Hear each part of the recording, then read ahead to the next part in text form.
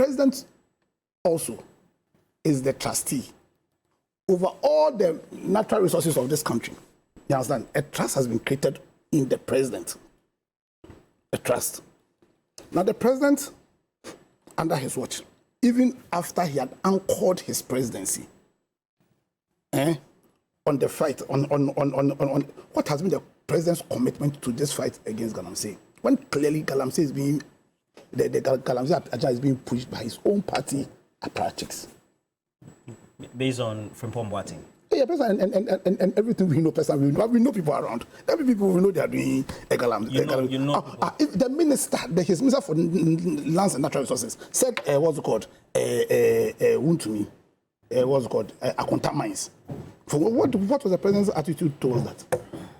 You understand? You, the president, a trust has been created in you over all the properties of Ghana. Over all the properties of Ghana. You sit down and Brian Champon attempts to, what's called, buy public property, undermining the trust the people of Ghana have in this our democracy. And that's undermining our very democracy. What was the president's attitude towards that? So for me, we will believe the Agyapadie document. We will believe the Agyapadie document because the kind of leadership Nana-Addo has granted us is a leadership that clearly is adverse. That is pursuing an agenda that is adverse to the Ghana. In fact, I dare say that the president is deliberately waging a war on Ghana. Certainly. You dare say? I dare say that. You dare say? He's waging a war on Ghana. And it becomes our obligation, the obligation of every single Ghanaian to rise up and defend Ghana. Yeah, because if you are pursuing an agenda that undermines our democracy, if you are pursuing an agenda that has deliberately created a parochial political culture, thus undermining our democracy, then you are waging a war against the country. And it becomes all of our obligation, every Ghanaian, to stand and defend the integrity of this country.